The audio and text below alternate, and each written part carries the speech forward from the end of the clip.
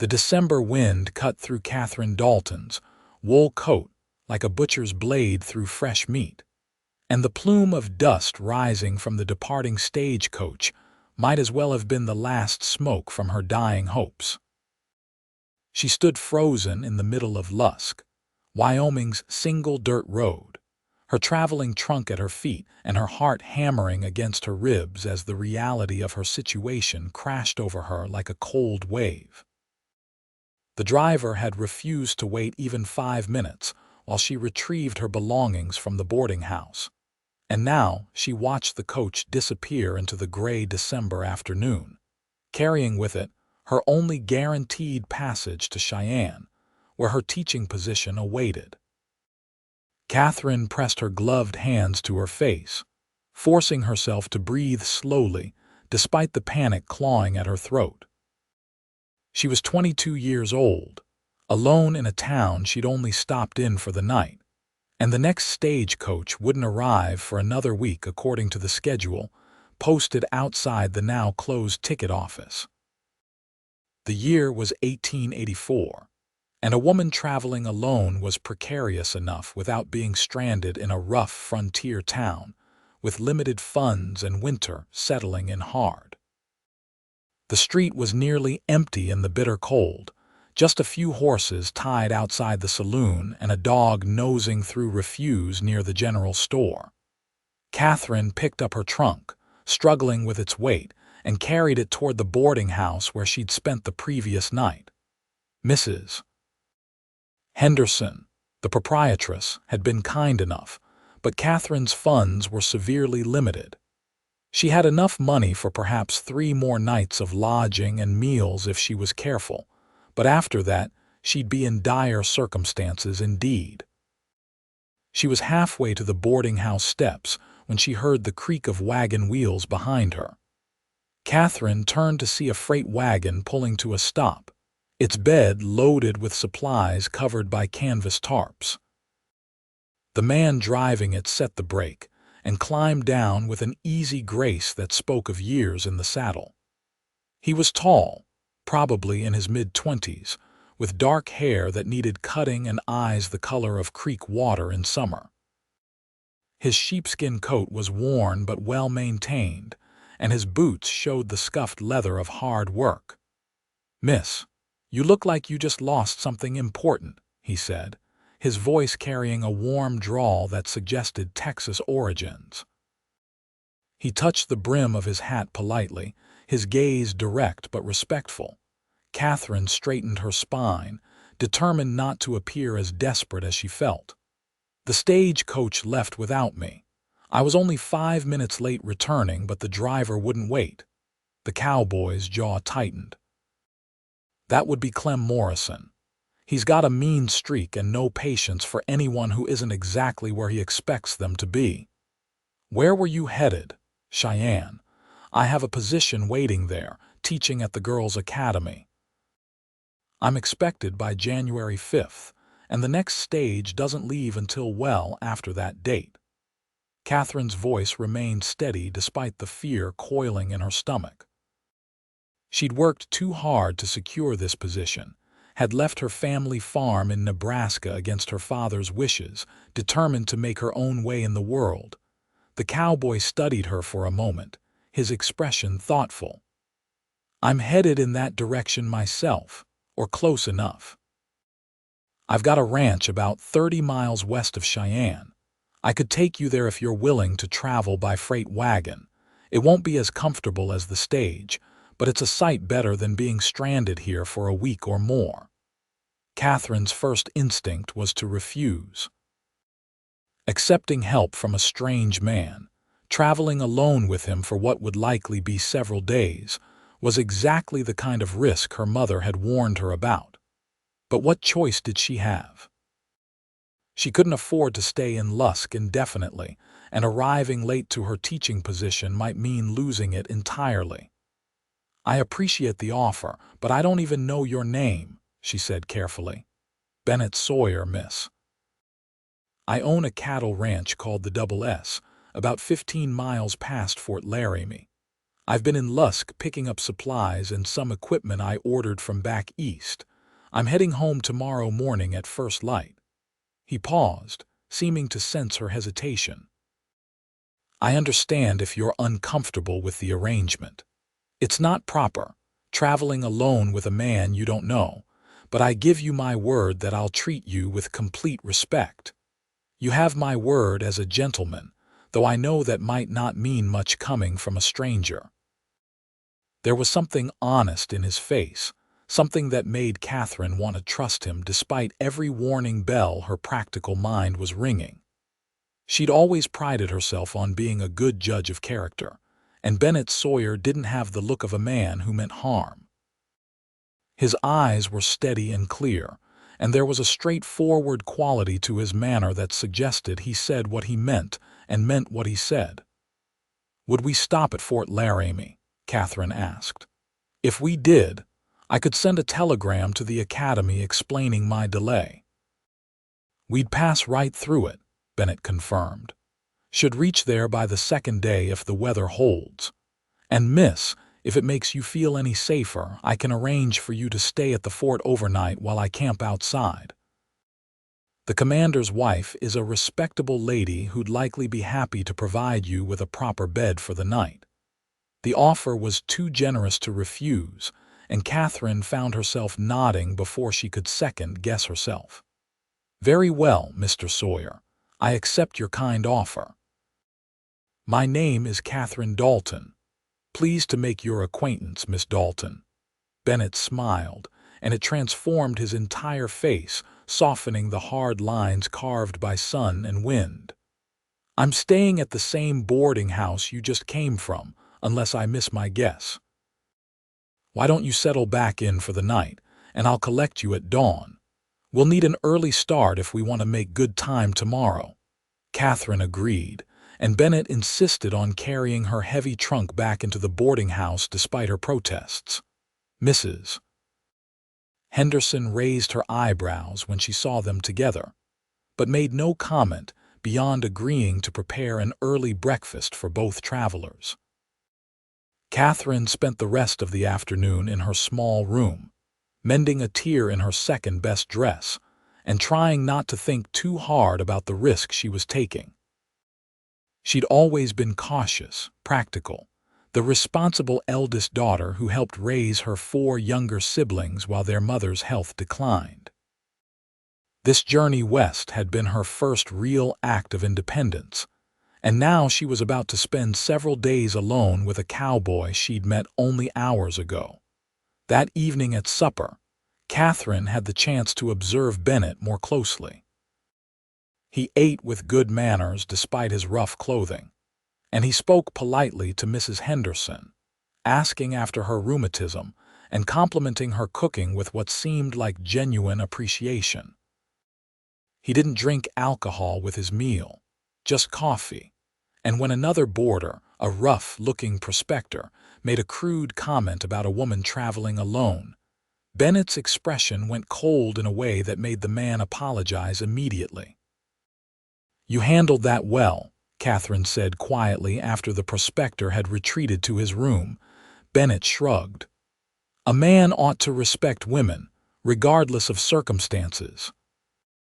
My mother raised me to believe that a woman's reputation is sacred, and any man who damages it with careless words isn't worth the air he breathes." He paused, then added with a hint of concern in his eyes, "Are you sure about traveling with me tomorrow, Miss Dalton? I meant what I said about treating you respectfully, but I understand if you've changed your mind. I could loan you the funds for a longer stay here if that would be more comfortable for you." The offer touched Katherine more than she cared to admit. A man willing to loan money to a stranger was either a fool or genuinely kind, and Bennett Sawyer didn't strike her as a fool. "I haven't changed my mind. I need to reach Cheyenne, and your offer is my best option. Besides, I believe you're an honorable man, Mr. Sawyer." "I hope to prove you right, Miss Dalton." They parted ways after supper, and Katherine lay awake for a long time in her narrow bed, listening to the wind howl around the boarding house eaves. December in Wyoming was bitter cold, and she found herself hoping the weather would hold long enough for them to reach Fort Laramie safely. She thought about Bennett Sawyer's steady gaze and his careful courtesy, and something warm flickered in her chest despite her efforts to maintain proper emotional distance. Morning came too early, with darkness still thick outside and frost coating the inside of her window. Katherine dressed in her warmest clothes, layering 2 petticoats under her wool skirt and adding a thick shawl over her coat. She packed her trunk efficiently, making sure her precious teaching books were wrapped in extra clothing for protection, and made her way downstairs just as the first gray light of dawn began to seep across the horizon. Bennett was already waiting, his wagon pulled up in front of the boarding house and his horses stamping in the cold. He'd prepared a space for her in the wagon bed, arranging some of his supplies to create a sheltered area where she could sit with some protection from the wind. He'd even spread several thick blankets over a makeshift seat made from supply crates. "Good morning, Miss Dalton," he said, his breath pluming white in the frozen air. "I hope you slept well. We've got a long day ahead of us." "Good morning, Mr. Sawyer. I slept adequately, thank you." Katherine accepted his hand as he helped her up into the wagon, trying to ignore the way her heart skipped at the brief contact. He had strong hands, work roughened but gentle, and his touch was brief and proper. "Mrs." Henderson brought out a basket packed with bread, cheese, and apples for their journey, and Bennett paid her generously despite the landlady's protests. Then they were rolling out of Lusk as the sun crept over the eastern horizon, painting the snow-dusted plains in shades of pink and gold. The landscape stretched endlessly in all directions, broken only by occasional stands of cottonwood trees along frozen creek beds and distant ridges rising like ancient bones against the sky. The wagon seat was wide enough that Katherine and Bennett sat with proper distance between them, and she was grateful for his consideration.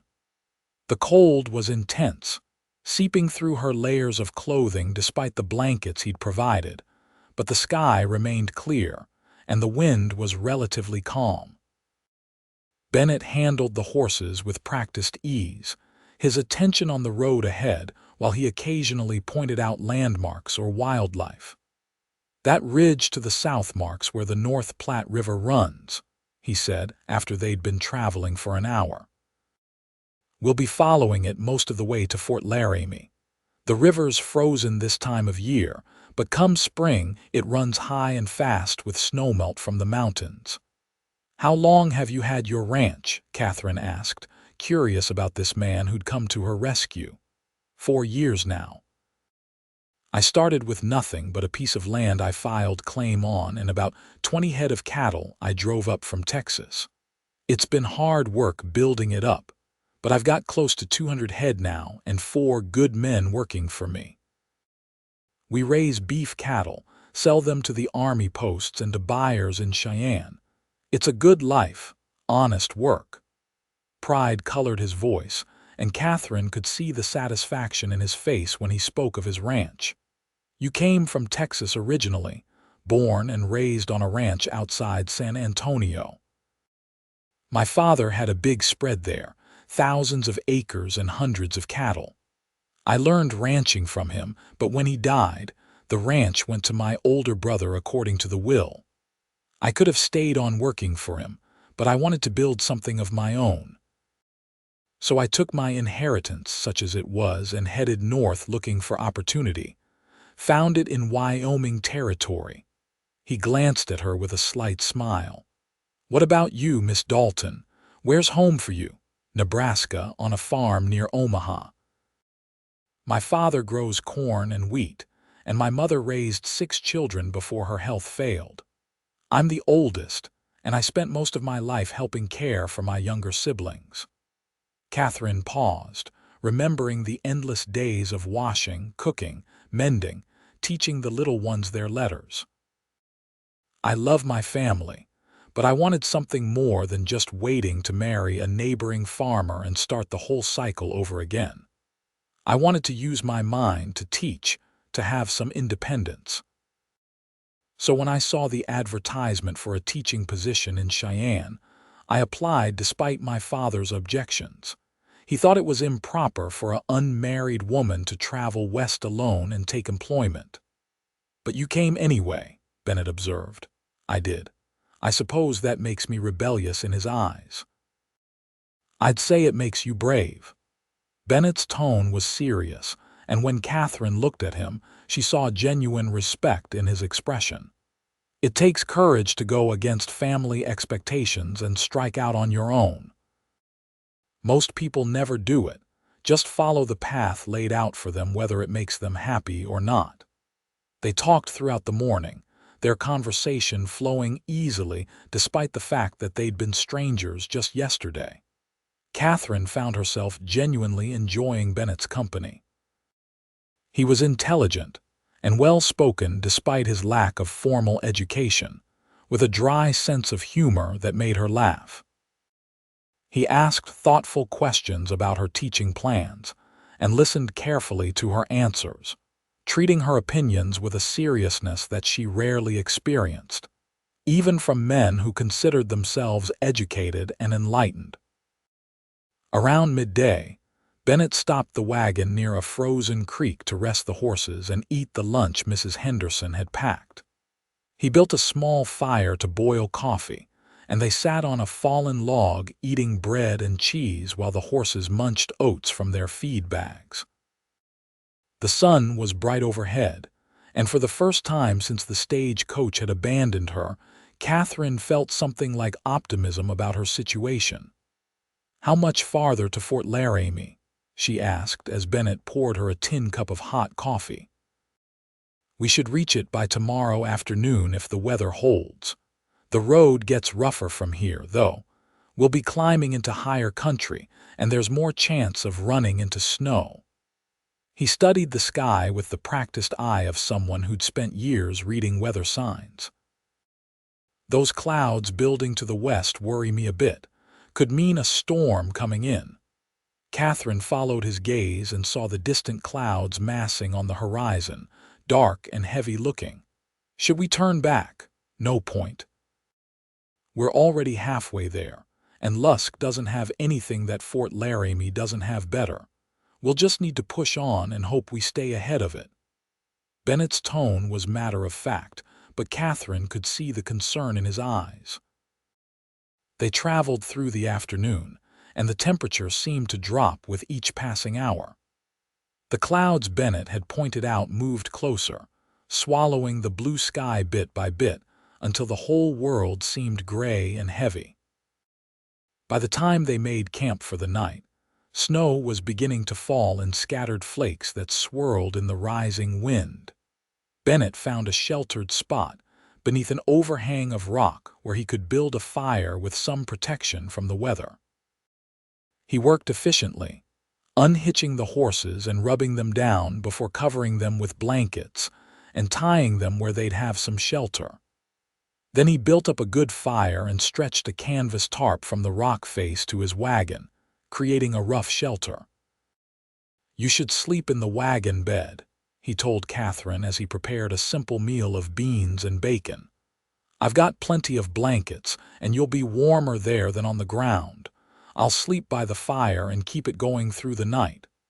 "That hardly seems fair," Katherine protested. "You've been driving all day." "I'm used to it, Miss Dalton. I've slept out in worse conditions than this more times than I can count. Please, I'll rest easier knowing you're warm and comfortable."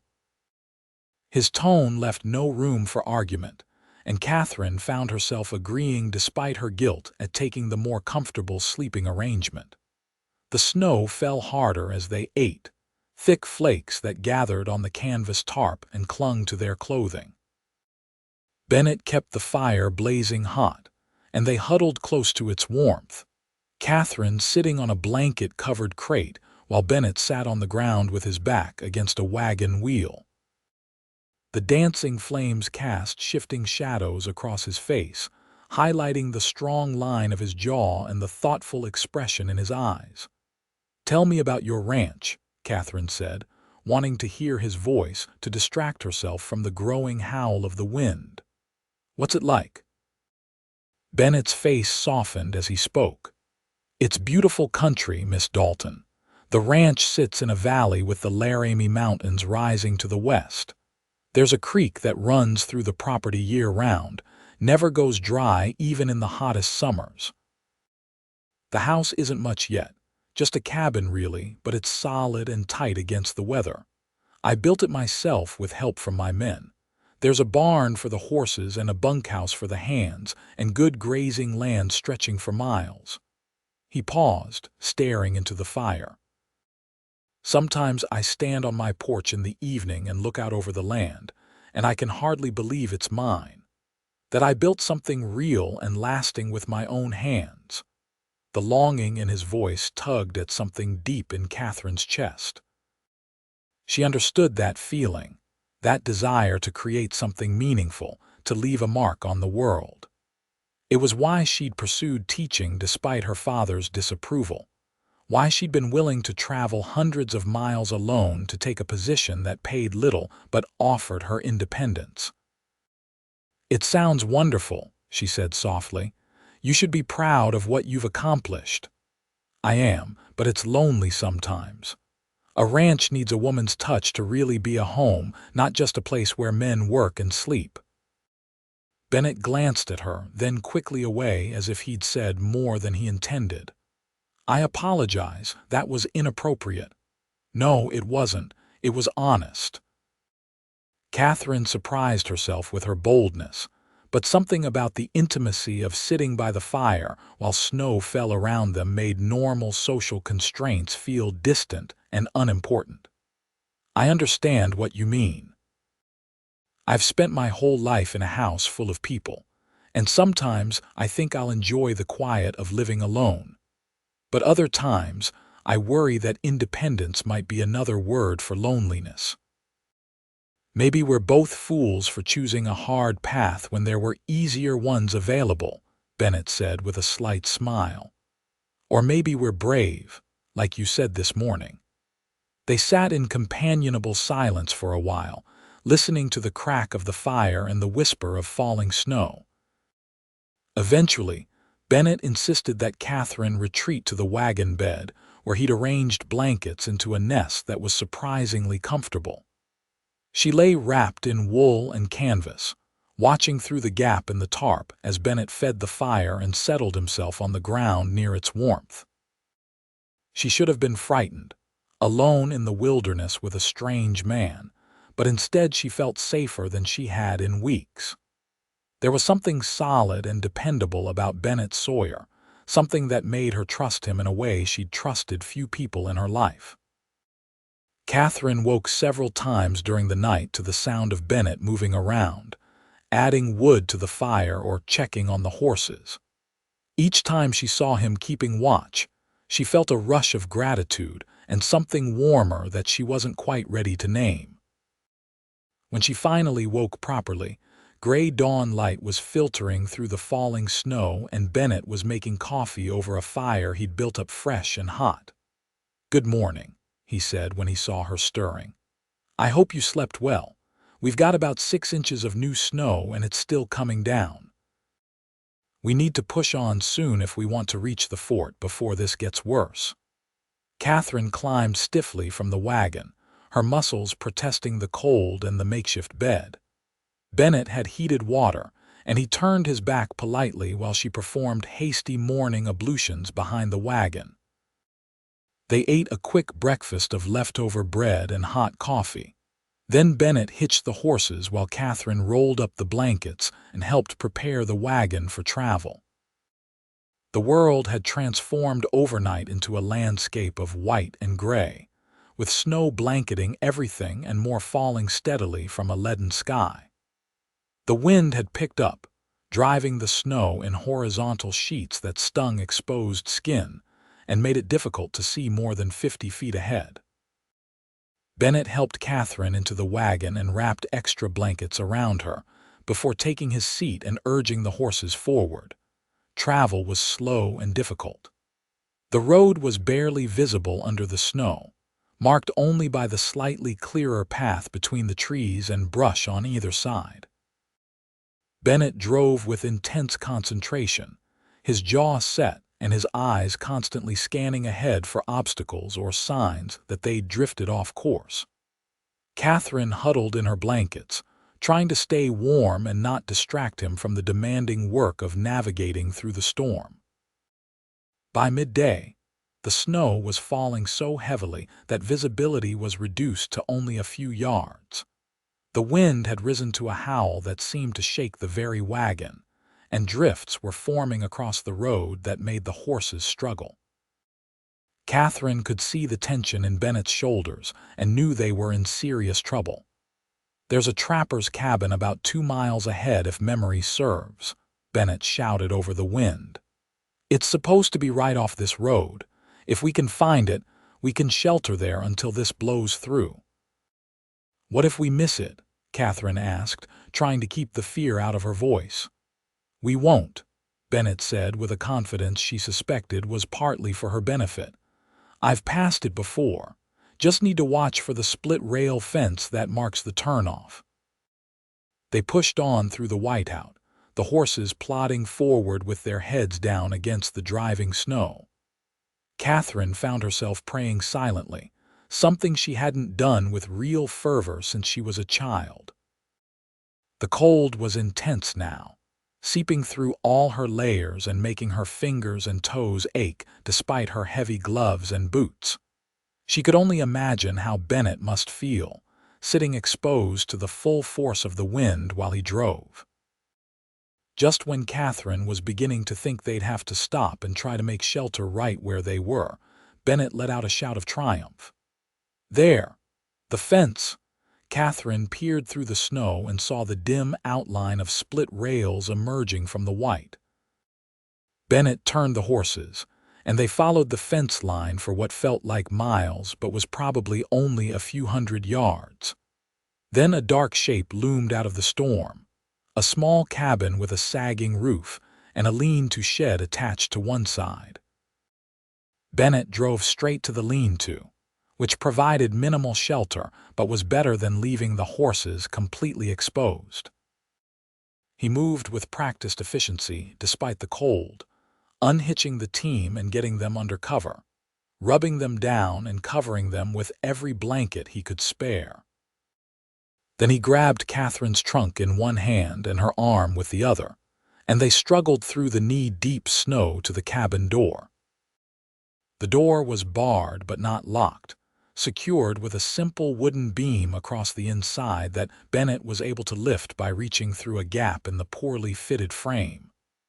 They stumbled inside, and Bennett immediately pushed the door shut against the wind, dropping the bar back into place. The cabin was small, maybe 12 feet square, with a stone fireplace taking up most of one wall and a simple rope bed frame in the corner. There was a rough table, 2 chairs, and shelves along one wall that held a few supplies. The floor was packed dirt, and gaps in the chinking between the logs let in fingers of cold air, but it was infinitely better than being outside in the storm. "Trapper's cabin," Bennett explained, already moving to the fireplace where someone had left firewood stacked neatly. "Common courtesy out here is that anyone can use them in an emergency as long as you leave it in as good or better condition than you found it. Usually you leave supplies if you can to replace what you used." He had a fire going within minutes, coaxing flames from kindling and then adding larger pieces of wood until warmth began to spread through the small space. Katherine stood by the hearth, shaking with cold and relief in equal measure. They'd made it. They were safe, at least for now. "Let me see your hands," Bennett said, coming to stand before her. His face was raw from the wind, his dark hair crusted with snow, but his eyes were full of concern. "I need to make sure you don't have frostbite." Katherine peeled off her gloves with stiff fingers, and Bennett took her hands in his, examining them carefully. His own hands were cold but strong, and Katherine felt heat that had nothing to do with the growing fire spreading through her at his touch. He looked at her fingers carefully, then nodded with satisfaction. "You're all right. Cold but not frostbitten. That was closer than I'd have liked, Miss Dalton. I'm sorry. I should have turned back when I first saw those clouds. You got us to shelter, that's what matters." Katherine looked up at him, suddenly very aware of how close he was standing, how his hand still held hers. "Thank you, Bennett." It was the first time she'd used his given name, and she saw something flicker in his eyes at the sound of it. For a long moment, they stood frozen, the wind howling outside and the fire crackling beside them, and Katherine felt the air between them charge with something electric and dangerous. Then Bennett released her hands and stepped back, his expression carefully neutral. "We should get you warm properly. There are blankets on that bed frame, and they look clean enough. Wrap yourself up while I see about finding us something to eat." Katherine did as he suggested, wrapping herself in the musty but serviceable blankets while Bennett explored the cabin's meager supplies. He found cornmeal, some dried beans, a bit of salt, and to his obvious delight, a tin of coffee. He also found a large pot and a smaller pan, both well used but clean. "Looks like we'll be eating cornmeal mush for supper," he announced. "Not fancy, but it'll be hot and filling. And coffee, thank the Lord. I don't think I could face a night without coffee after a day like this." He set about cooking with the same competence he'd shown in everything else, and Katherine found herself relaxing as she watched him work. The cabin was warming nicely, and with the door barred and the fire blazing, the storm outside seemed less threatening. They were safe, warm, and together, and Katherine realized with a start that she couldn't think of anyone else she'd rather be stranded with. They ate their simple meal sitting on the floor by the fire, their backs against the bed frame, and talked as darkness fell outside. The storm raged on, battering the cabin with wind and snow, but inside their small shelter felt almost cozy. Bennett told her about his first winter in Wyoming, when he'd lived in a tent while building his cabin and nearly froze to death half a dozen times. Katherine told him about teaching her younger siblings to read, about the satisfaction she felt when one of them finally grasped a difficult concept. "You'll be a fine teacher," Bennett said, his voice warm with conviction. "Any student would be lucky to have you. I hope the academy thinks so. I'm still nervous about starting. What if I'm not good enough? What if they realize they've made a mistake in hiring me? Then they'd be fools, and you'd find another position where people appreciated you properly." Bennett shifted to look at her more directly, and in the firelight his eyes were very green. "You're one of the most capable women I've ever met, Katherine. You've got courage and intelligence and determination. Those qualities will serve you well no matter what you do." The sincerity in his voice made Katherine's throat tight with emotion. "You barely know me. We only met yesterday. Sometimes you can learn more about a person in 2 days of hardship than in 2 years of ordinary acquaintance," Bennett said quietly. "I know that you're brave enough to travel alone into unknown territory for the sake of your dreams. I know you're kind enough to help load a wagon even though you could have just sat and waited. I know you don't complain even when you're cold and scared and far from home. That tells me everything I need to know about your character." Katherine felt heat rising in her cheeks that had nothing to do with the fire. "And what about your character, Bennett Sawyer? What have I learned about you?" "That I'm a fool who doesn't know enough to turn back when a storm's coming," he said with a self-deprecating smile. "That's not what I learned." Katherine surprised herself with her boldness, but something about this moment, isolated from the world in their small, warm shelter while the storm raged outside, made her brave. I learned that you're honorable enough to help a stranger in need even though it means going out of your way. I learned that you put others' comfort before your own, that you work hard and don't complain. I learned that you're exactly the kind of man your mother hoped you'd be when she taught you to respect women. The firelight caught in Bennett's eyes, making them shine like gems, and for a long, breathless moment Katherine thought he might kiss her. She could see the desire in his face, could feel it echoing in her own racing heart. But then he looked away, his jaw working as he visibly wrestled with himself. "Katherine, I need to be honest with you about something." His voice was rough, strained. "When I offered to take you to Cheyenne, it was pure kindness, nothing more. But spending these last 2 days with you, talking with you, getting to know you, I find myself feeling things I shouldn't feel. You're a woman with plans, with a whole life ahead of you in the city. I'm just a rancher with calloused hands and a cabin in the middle of nowhere. It wouldn't be right for me to complicate your life with my feelings." Katherine's heart was hammering so hard she thought he must be able to hear it. "What if I wanted you to complicate my life?" Bennett turned back to her, his expression almost anguished. "Don't say that unless you mean it. Don't play with me, Katherine. I'm not sophisticated enough to handle games. I'm not playing." Katherine reached out and touched his face, feeling the roughness of 2 days' growth of beard under her palm. "I feel it too, Bennett, this connection between us. I don't understand it, it doesn't make logical sense, but I'd be lying if I said it wasn't real." Bennett caught her hand, pressing it against his cheek, his eyes closing briefly as if in prayer or pain. "Your life is in Cheyenne. You have a teaching position, a chance to be independent like you wanted. I won't be the man who takes that away from you."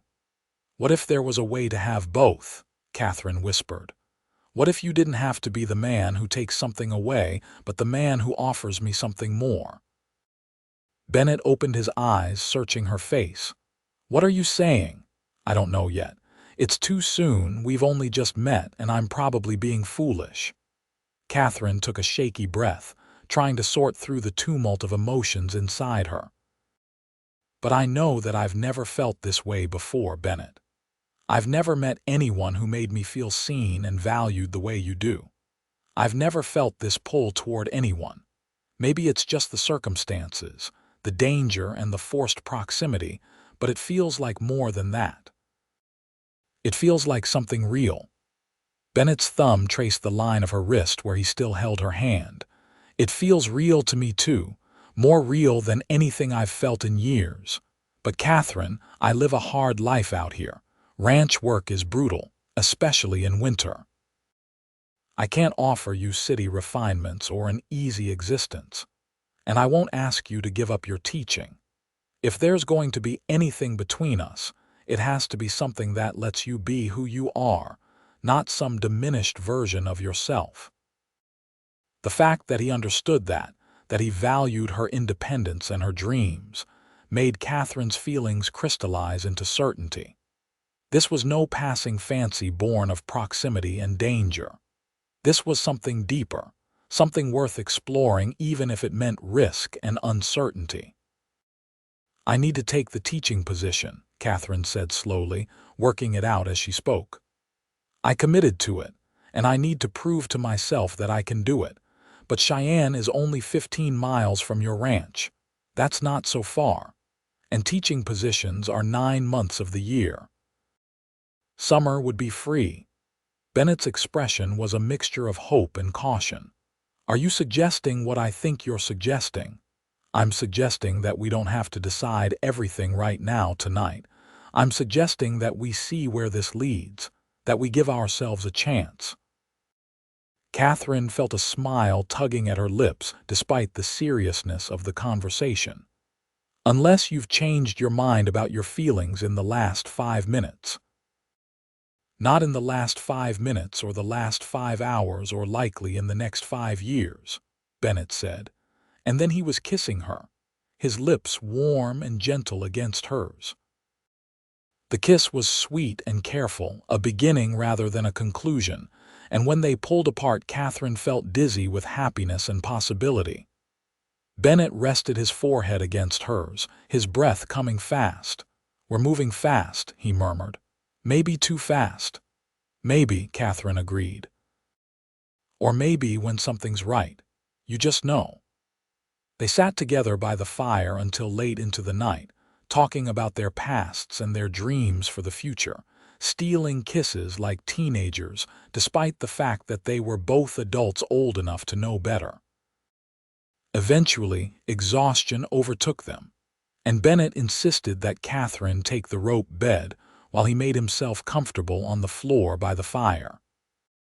Katherine protested, but eventually gave in, and she fell asleep wrapped in blankets with the sound of Bennett's steady breathing, and the crack of the fire creating a symphony of safety and contentment. The storm blew itself out by morning, leaving the world transformed into a crystalline wonderland of snow and ice. Bennett dug them out of the cabin, then worked to clear enough space for the wagon to move. The horses were fine, having weathered the storm in their rough shelter, and by mid-morning they were ready to travel again. The road to Fort Laramie was difficult but passable, and they arrived at the fort late that afternoon to find the garrison busy clearing snow and tending to storm damage. Bennett drove straight to the commander's headquarters, and within an hour, Katherine found herself sitting in a warm parlor drinking tea with Mrs. Colonel Harrison, the commander's wife, while Bennett arranged for a telegram to be sent to the Cheyenne Academy explaining her delay. Mrs. Harrison was a pleasant woman in her 50s with kind eyes and a motherly manner. She insisted that Katherine stay with her for the night while Bennett slept in the bachelor officers' quarters, and Katherine agreed gratefully, despite her reluctance to be separated from Bennett even for a night. "That young man is clearly smitten with you," Mrs. Harrison observed as they sat by her parlor fire that evening. "And unless I'm much mistaken, the feeling is mutual." Katherine felt herself blushing. "Is it that obvious, my dear? The way he looks at you would melt snow in January. And the way you look at him is just as warm." Mrs. Harrison smiled kindly. "How long have you known each other?" 3 days, Katherine admitted, and Mrs. Harrison's eyebrows rose. "I know how that sounds. I know it's too fast, too soon. But Mrs. Harrison, I feel as though I've known him my whole life. He's honorable and kind, and he sees me as a whole person, not just a potential wife or a pretty face. He supports my desire to teach, doesn't want me to give up my independence. How could I not fall for a man like that?" "You couldn't," Mrs. Harrison said simply. "And it's not too fast if it's right. I knew my Henry for exactly 1 week before he proposed, and we've been married for 32 years. Sometimes your heart knows things your head hasn't caught up to yet." They talked long into the evening, and Mrs. Harrison shared stories of her early days as a military wife, the hardships and the joys of frontier life.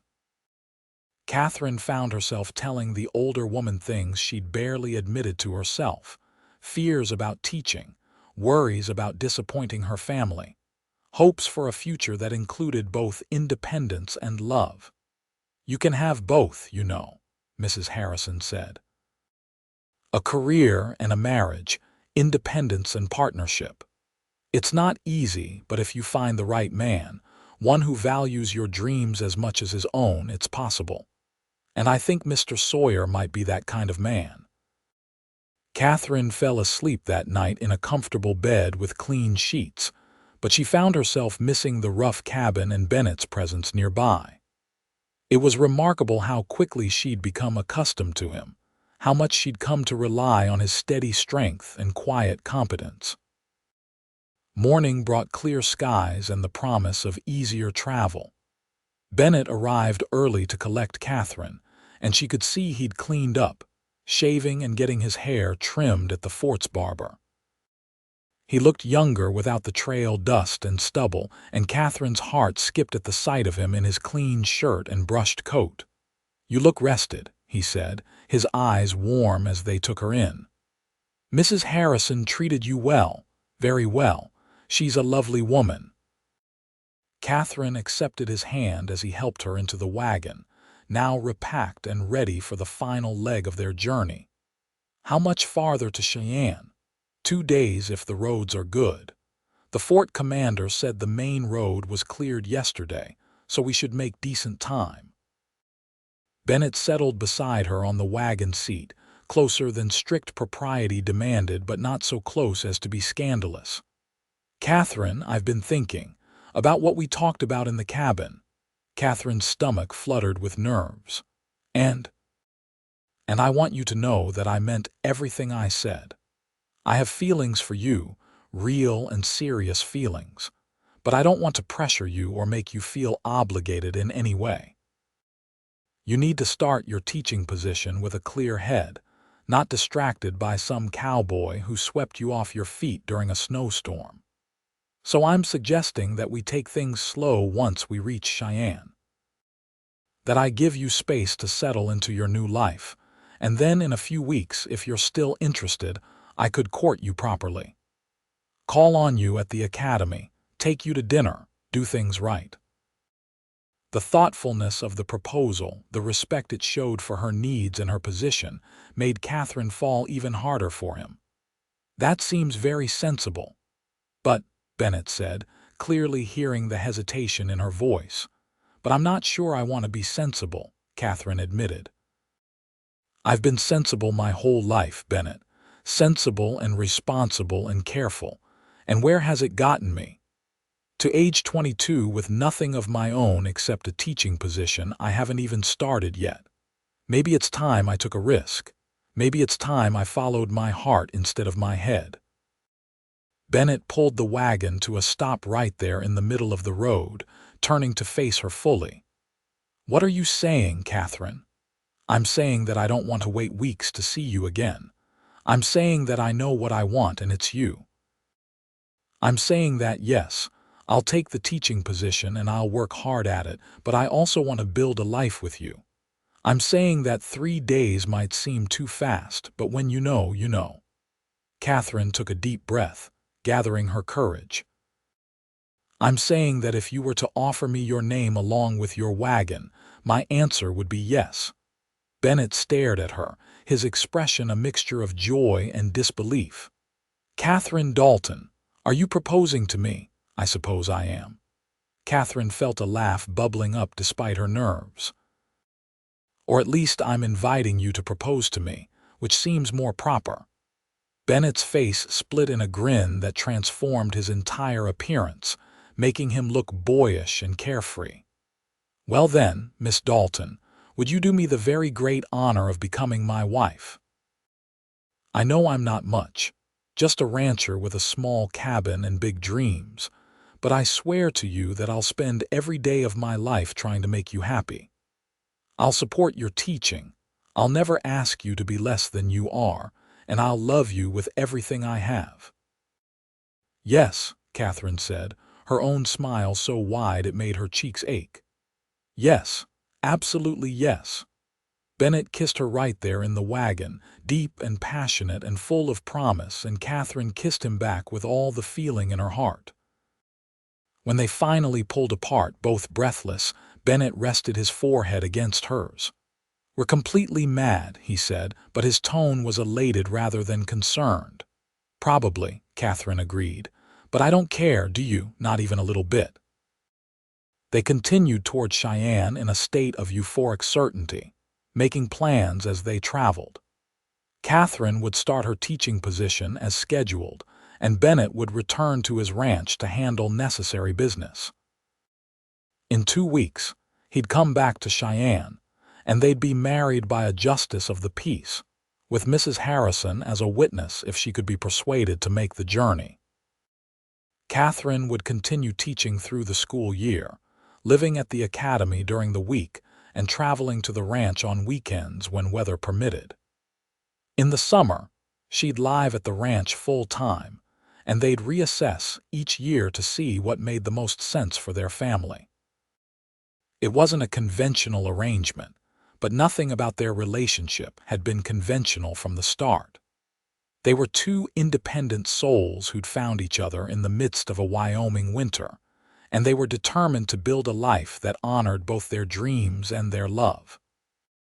They reached Cheyenne on a cold December afternoon, the town sprawling across the plains with the Union Pacific Railroad tracks cutting through its center. Bennett drove straight to the Cheyenne Female Academy, an imposing 3-story brick building on the east side of town. The headmistress, Mrs. Eleanor Pritchard, was a formidable woman in her 60s who eyed Bennett with suspicion until Katherine explained the circumstances of her delayed arrival. "Most irregular," Mrs. Pritchard sniffed, but she softened when Katherine presented the telegram from Fort Laramie confirming her story. "Well, I suppose you couldn't help being caught in a blizzard. You're fortunate Mr. Sawyer was there to assist you." "More fortunate than you know," Katherine said, exchanging a warm glance with Bennett. Mrs. Pritchard showed Katherine to her room, a small but comfortable space on the 3rd floor with a window overlooking the mountains. Bennett carried up her trunk, and then he and Katherine stood awkwardly in the doorway, suddenly aware that they were about to part for the first time since they'd met. 2 weeks, Bennett said, taking her hands in his. "I'll be back in 2 weeks and we'll be married."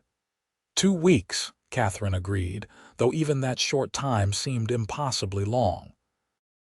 Bennett kissed her forehead, a gentle gesture that somehow felt more intimate than their earlier passionate kisses. "I love you, Katherine Dalton. I know it's too soon to say that, but I do. I love your courage and your intelligence and your beautiful heart." "I love you too," Katherine whispered. "Ride safe, Bennett. Come back to me. Wild horses couldn't keep me away." Katherine watched from her window as Bennett climbed into his wagon and drove away, the horses kicking up dust as they headed west toward his ranch. She pressed her hand against the cold glass, already missing him despite knowing she'd see him again soon. The next 2 weeks passed in a blur of activity as Katherine threw herself into her new position. She taught reading, writing, and arithmetic to classes of girls ranging from ages 8 to 16, and she found the work challenging but deeply satisfying. The girls were eager learners, and Katherine discovered she had a gift for making even difficult concepts accessible and interesting.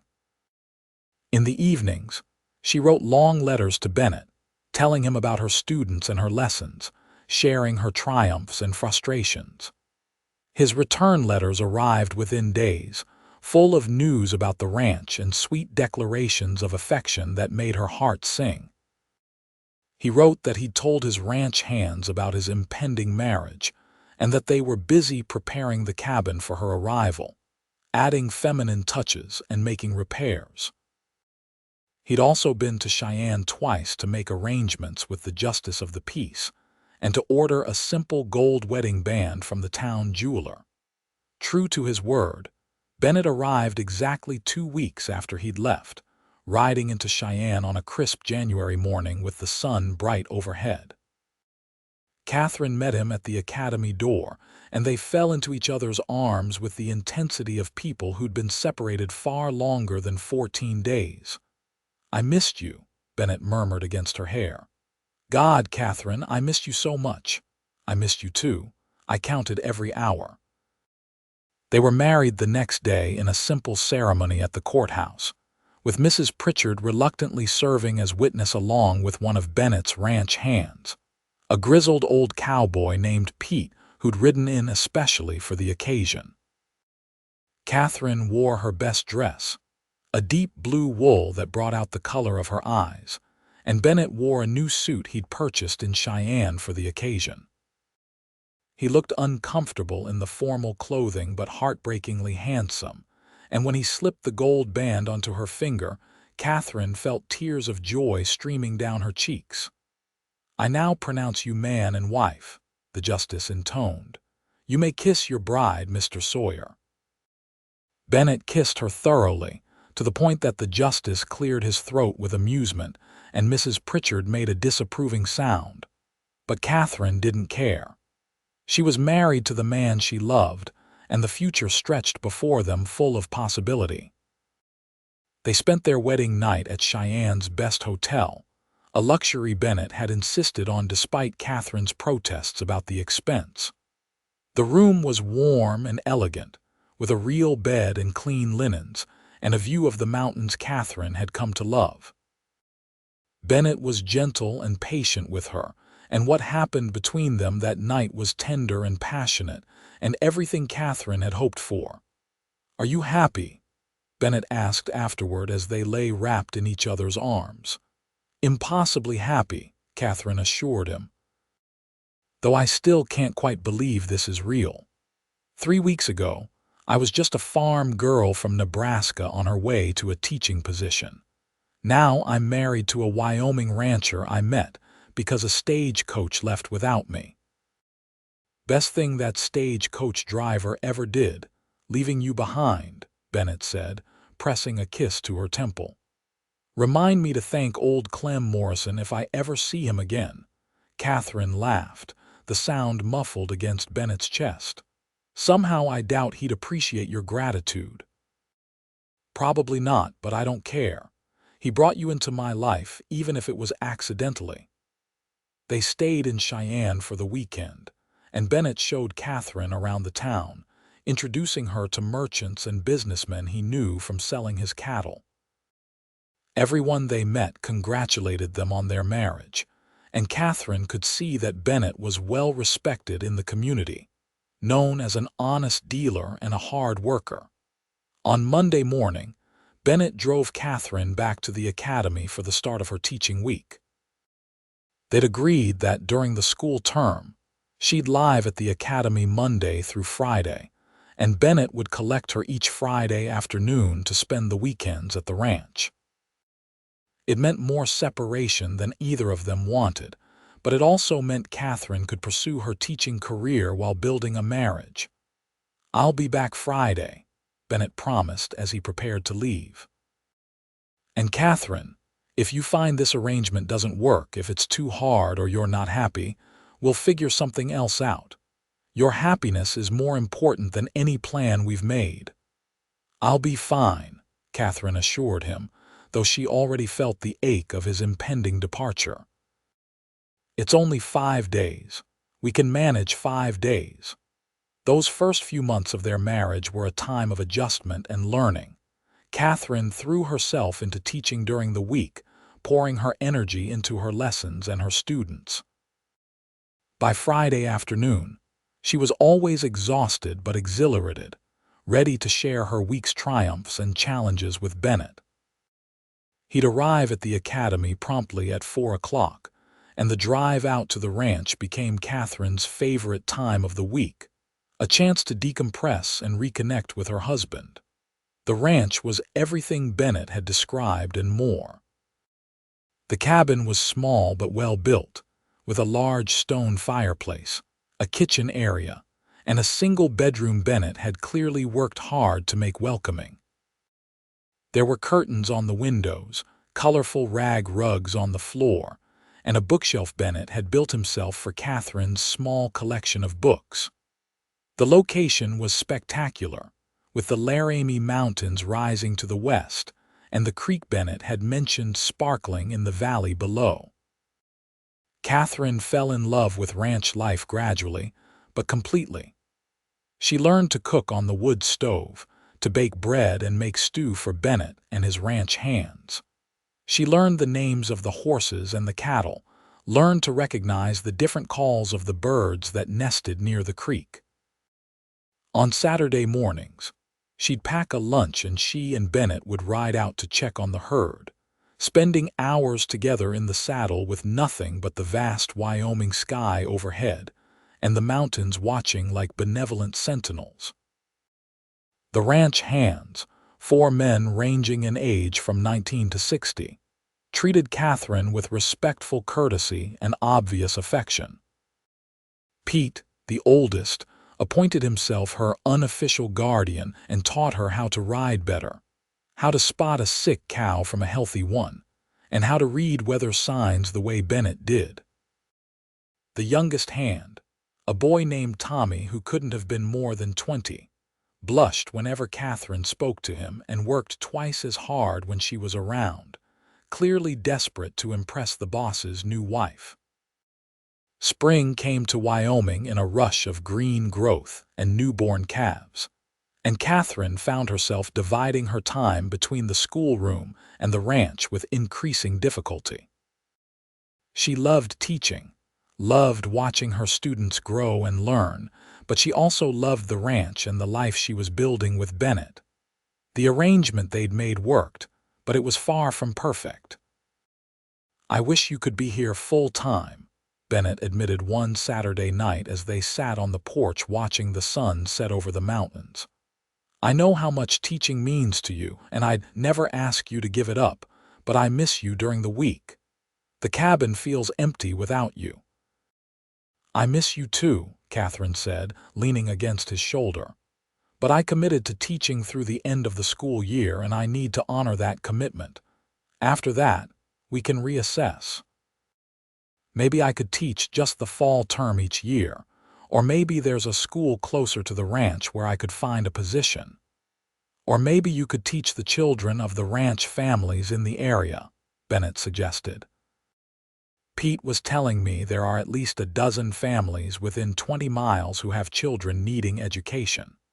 Most of them can't afford to send their kids to school in Cheyenne, so the children go unschooled, or their mothers try to teach them at home with limited success. If you wanted to start a small school here at the ranch, those families would likely pay what they could for their children to attend." The idea took root in Katherine's mind immediately, growing and blossoming with possibility. A small ranch school where she could teach local children while still living full-time at the ranch with Bennett. It was perfect, addressing her desire to teach while also allowing her to build the life with her husband that they both wanted. "That could work," she said slowly.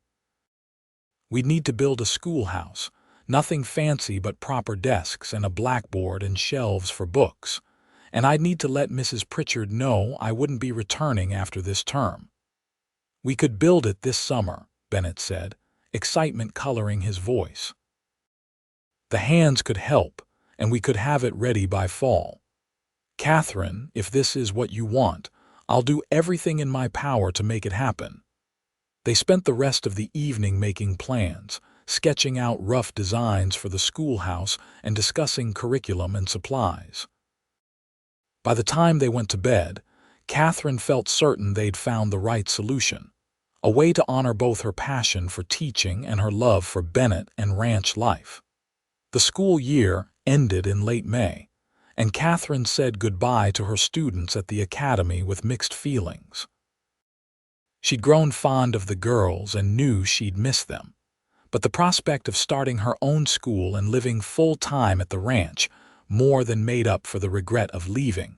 Summer at the ranch was glorious. Katherine helped with the cattle when needed, but spent most of her time working on the schoolhouse with Bennett and the ranch hands. They built it near the creek, a simple one-room structure with large windows to let in light, and a small porch where students could eat lunch when the weather was nice. Bennett ordered desks and supplies from Cheyenne, and Katherine spent happy hours arranging the space and planning her curriculum for the fall. Word spread quickly about the new school, and by August, Katherine had enrollment commitments from 14 families, representing 23 children ranging from age 5 to age 14. Some families offered to pay in cash, others in goods like eggs or vegetables or labor, and Katherine accepted whatever they could offer. This wasn't about making money. This was about providing education to children who otherwise would have none, and Katherine couldn't imagine more satisfying work. The school opened the first week of September 1885, and Katherine threw herself into teaching with renewed passion. Having students of such varied ages and abilities in one room was challenging, but she developed a system where older students helped teach younger ones, creating a community of learning that benefited everyone. Parents were grateful and complimentary, often lingering after dropping off their children to chat with Katherine about their progress or to bring small gifts of appreciation. Meanwhile, the ranch prospered under Bennett's careful management. The cattle herd grew, and he was able to hire 2 additional hands to help with the increased work. The cabin, which had seemed adequate when it was just the 2 of them, began to feel cramped, and that fall Bennett started planning an addition that would add a proper parlor and a second bedroom. "Why do we need a second bedroom?" Katherine asked, though she suspected she knew the answer. Bennett's eyes were warm as he pulled her close. "I'm hoping we'll need it for a nursery eventually. Unless you don't want children." "I want children," Katherine assured him. "I want a whole house full of them eventually. I just wasn't sure when you wanted to start." "I want to start whenever you're ready," Bennett said, "though I'll admit I've been thinking about it a lot lately. Watching you with your students, seeing how patient and loving you are with them, makes me imagine what kind of mother you'll be to our own children." As it happened, the question of when became moot when Katherine realized in October that she was already with child. The pregnancy was unexpected but joyously welcomed, and Bennett became almost comically protective, insisting Katherine rest more and not lift anything heavy. Katherine tolerated his hovering with amused patience, continuing to teach through the winter while her body changed and grew. Their daughter was born in late May of 1886, delivered with the help of a midwife from one of the neighboring ranches, and with Bennett pacing anxiously outside the bedroom door. She was perfect, tiny and pink and healthy, with a shock of dark hair like her father and lungs that proved she had no trouble making her needs known. "What should we name her?" Bennett asked, cradling his daughter with tender awe while Katherine rested against the pillows. "I was thinking about my grandmother's name. Rose. Rosalina, after my grandmother and Mrs. Pritchard, who was kinder to me than I realized at the time." "Rosalina Sawyer," Bennett said, testing out the name. "It's perfect, she's perfect. Katherine, we made a person. An actual person." Katherine laughed at the wonder in his voice. "We did indeed, and I have a feeling she's going to keep us very busy." Rose proved to be a content baby who thrived on the ranch, and by fall, Katherine was back to teaching with Rose in a cradle near her desk. The students were enchanted with the baby, and the older girls fought for the privilege of holding her during recess. Katherine found that motherhood and teaching complemented each other beautifully, each role enriching the other. 2 years later, their son was born, and they named him James Bennett Sawyer after Bennett's father. Jamie, as they called him, was more active than Rose had been, walking at 9 months and getting into everything with fearless determination. Bennett adored both his children, but seemed particularly delighted with his son, taking Jamie with him on ranch rounds as soon as the boy was old enough to sit a horse. Life settled into a rhythm that felt almost too good to be true. The school continued to grow, with Katherine eventually having to hire an assistant teacher to help manage the 35 students now enrolled. The ranch prospered year after year, allowing Bennett to purchase additional land and expand his herd. They built the addition to the cabin, then another, until the modest cabin had grown into a proper ranch house with 4 bedrooms, a real parlor, and a dining room large enough to host dinners for neighboring families. Katherine never regretted the choice she'd made that December day when the stagecoach left without her. If she'd made that coach, she would have arrived in Cheyenne on schedule and started teaching at the academy, probably working there for years in comfortable anonymity. She might have eventually married, probably to some shopkeeper or clerk, and had a respectable, predictable life. Instead, She'd been stranded, rescued by a cowboy who offered his wagon and his name, and found a love deeper and more satisfying than she'd ever imagined possible. On their 10th wedding anniversary, Bennett took Katherine on a picnic to the spot where he'd first stopped the wagon to offer her a ride. It was December again, cold but clear, and they sat wrapped in blankets eating sandwiches and drinking coffee from a thermos while they watched their children, Rose now 9 and Jamie 7, play in the snow nearby. "You remember standing in that street in Lusk, watching the stagecoach leave?" Bennett asked. "I remember thinking my life was over," Katherine admitted, "that I'd lost my one chance at independence and a meaningful career. And instead I found something better. I found you and the ranch, and a way to teach that's more fulfilling than anything I could have done at the academy. I found a partner who values me as an equal, who supports my dreams while building his own. I found love and family and a life that feels purposeful." Katherine leaned her head on Bennett's shoulder. "I found everything, Bennett, because a stagecoach left without me and a cowboy was kind enough to offer me a ride. Best decision I ever made," Bennett said, kissing her temple, "asking you to share my wagon. Though I'll admit, I had no idea it would lead to all this. The school, the children, this beautiful life we've built together." "Did you know right away," Katherine asked, "that I was special, that this could be something real?" Bennett considered the question carefully, his arm tightening around her. "I knew something was different from the moment I saw you standing in that street with your trunk at your feet and that determined expression on your face. You looked lost but not defeated, scared but not broken. And when we started talking, I felt this click, like a key turning in a lock. Like I'd been waiting my whole life for someone who understood me the way you did. So yes, I think I knew. Maybe not consciously, but somewhere deep down, I knew you were going to change my life." "I felt it too," Katherine confessed, "which scared me because I'd always been so practical, so careful about everything. And here I was, falling in love with a stranger I'd met under the worst possible circumstances. It went against every rule I'd ever lived by." "And thank God for that," Bennett said with a grin.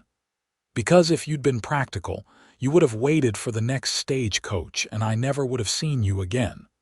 The thought of that, of you just being a woman I saw once and never spoke to, is unbearable." They sat in comfortable silence for a while, watching Rose and Jamie build a snowman. The children were laughing, their cheeks red with cold and exertion, and Katherine felt her heart swell with love and gratitude for everything she had. More years passed, marked by the changing seasons and the growing children. Rose proved to have Katherine's love of learning and became her mother's assistant at the school by the time she was 14, showing a natural gift for teaching. Jamie had his father's affinity for ranching and spent every moment he could working alongside Bennett, learning the business from the ground up.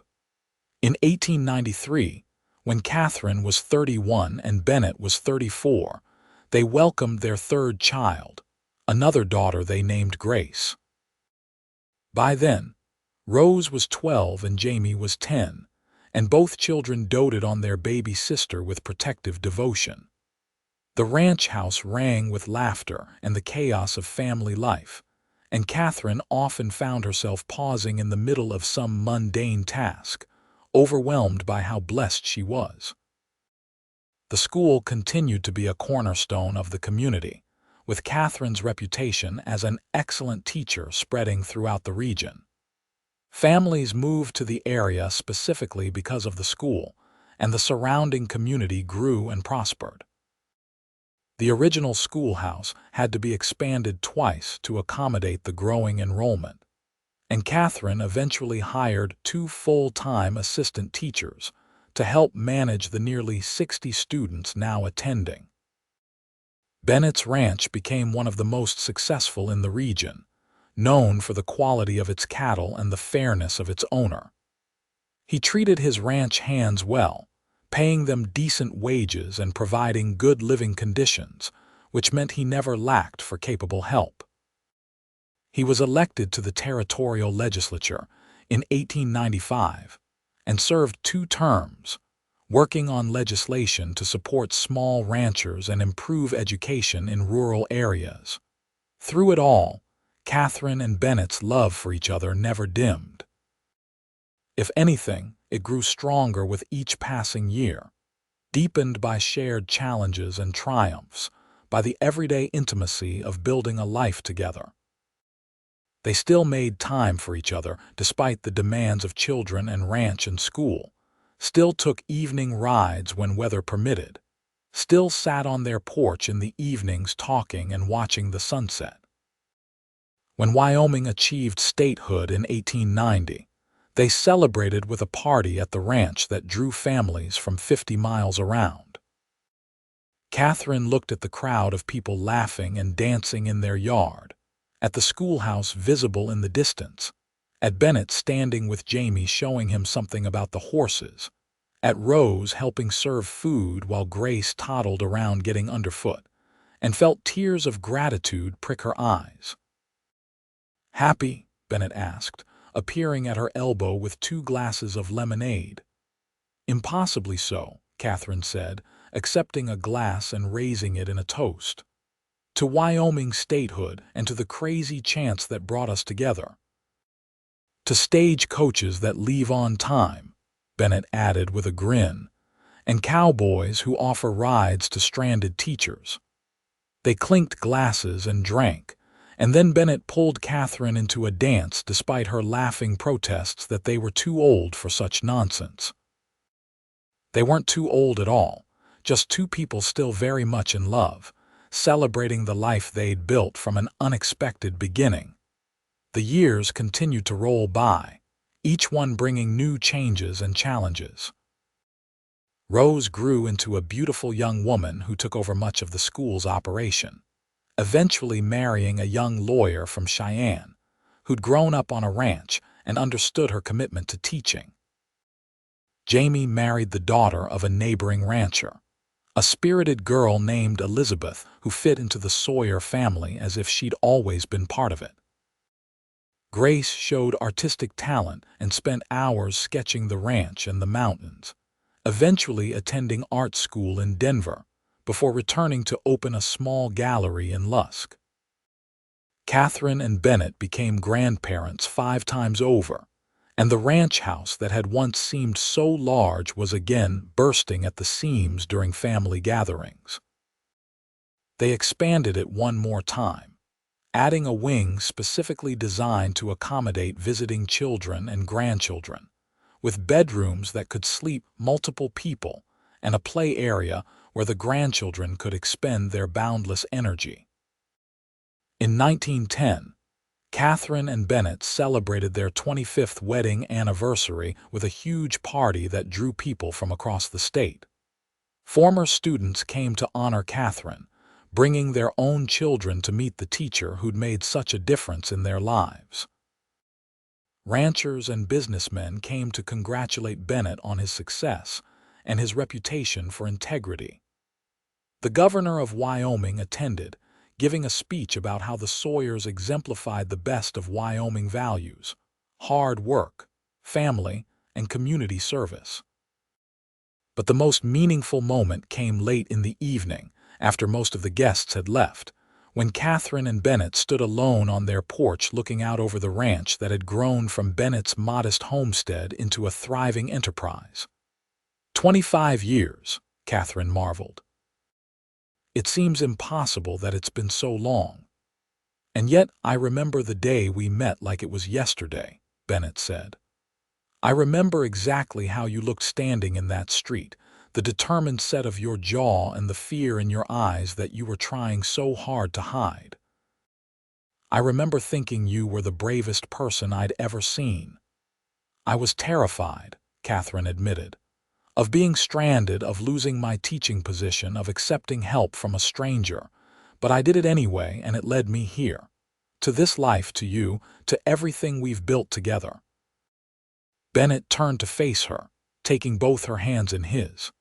His hair was more gray than dark now, and lines marked his face from years of sun and wind. But his eyes were the same green they'd always been, still full of love and warmth when he looked at her. "Katherine Sawyer, I have loved you from almost the moment I met you, and I love you more today than I did 25 years ago. You are my partner, my best friend, my greatest blessing. You've given me children and grandchildren. You've built a school that's educated hundreds of children. You've made our ranch a home and a gathering place for family and community. You've exceeded every dream I ever had for my life." Katherine felt tears streaming down her face. "You offered me your wagon and your name when I had nothing, Bennett. You saw me as a complete person with my own dreams and ambitions, and you've spent 25 years supporting those dreams while building your own. You've been an incredible husband and father, and you've shown me every day what real love looks like. I cannot imagine my life without you." They kissed there on the porch, a kiss that held 25 years of love and partnership and shared dreams. Their children and grandchildren, watching from the windows, smiled and turned away to give them privacy, understanding that what their parents and grandparents shared was something rare and precious. More years passed, gentler now as Katherine and Bennett moved into their 60s. They handed over much of the school's operation to Rose, though Katherine still taught a few classes each week because she couldn't imagine giving it up entirely. Bennett turned over most of the ranch management to Jamie, though he still rode out to check on the herd and offered guidance when asked. They took more time for themselves, taking trips to Denver and San Francisco, visiting friends and family they hadn't seen in years. But they always returned to the ranch with relief and joy, because this was home, this land where they'd built their life together. On December 15, 1919, exactly 35 years after the stagecoach had left Katherine stranded in Lusk, they took another trip to the spot where Bennett had first offered her a ride. They were both 60 years old now, moving more slowly than they once had, but still strong and active. They stood hand in hand looking at the mountains, thinking about everything that had happened in those 35 years. "You have any regrets?" Bennett asked. "Anything you wish had been different?" Katherine considered the question carefully. "I wish my parents had lived long enough to see what I've built here, to meet all their grandchildren. I wish my mother could have seen that I was right to come west, that I did find happiness and purpose. But regrets about my choices, about marrying you, about building this life, not a single one." "You? None whatsoever. You were the best thing that ever happened to me, Katherine, the very best thing." They had dinner that night with their entire family, 3 children, 5 grandchildren, and 2 great-grandchildren who'd been born just that year. The house was full of noise and laughter and love, and Katherine looked around the table feeling more blessed than she'd ever thought possible. After dinner, when the dishes were cleared and the grandchildren were playing in the parlor, Rose raised her glass for a toast. "To my parents, who have shown all of us what real love and partnership looks like, who built something lasting and meaningful from nothing more than chance and courage, who taught us to work hard, love deeply, and never be afraid to take a chance on something that feels right. Thank you for everything you've given us."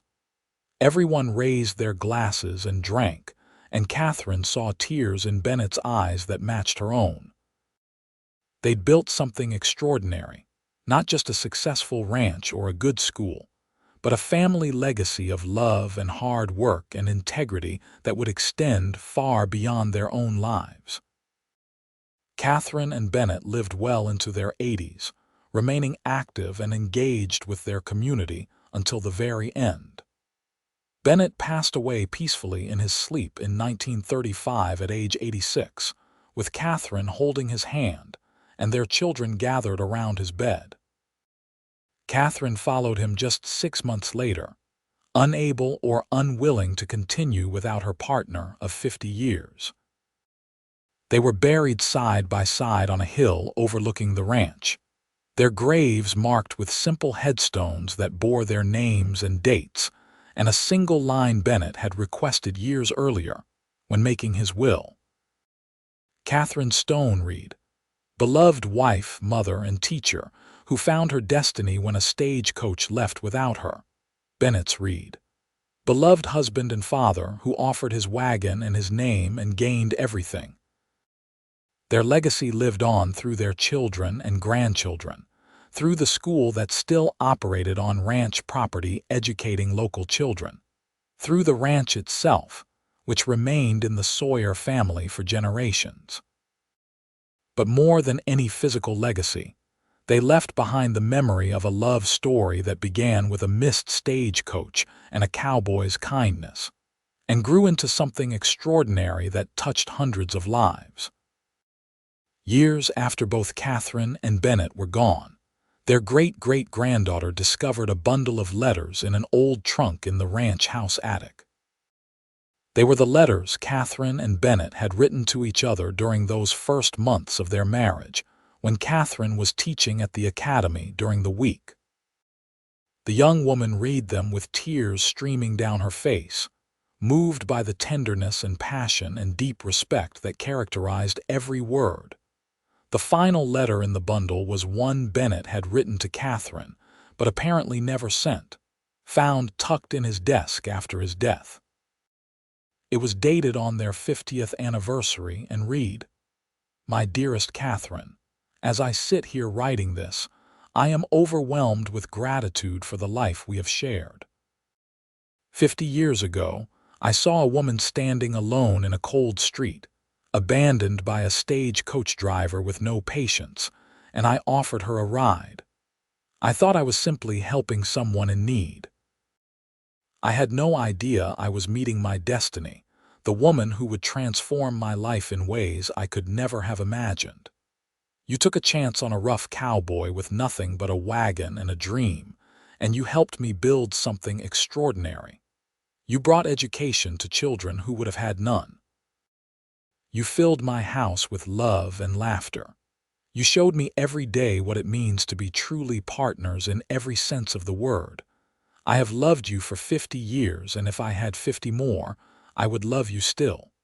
You are my heart, my home, my everything. With all my love always, Bennett." The great-great-granddaughter carefully preserved the letters, eventually donating them to the Wyoming State Museum, where they became part of an exhibition on frontier women and Western romance. People came from across the country to read the letters and learn the story of Katherine and Bennett Sawyer, the teacher and the cowboy whose love story began when a stagecoach left without her in December.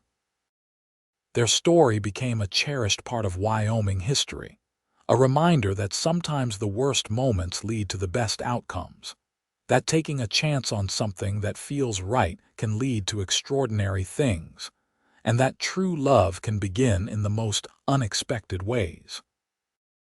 The ranch still stood, the school still operated, and generations of Sawyers still lived on the land Bennett and Katherine had built together, a living testament to the power of courage, chance, and love.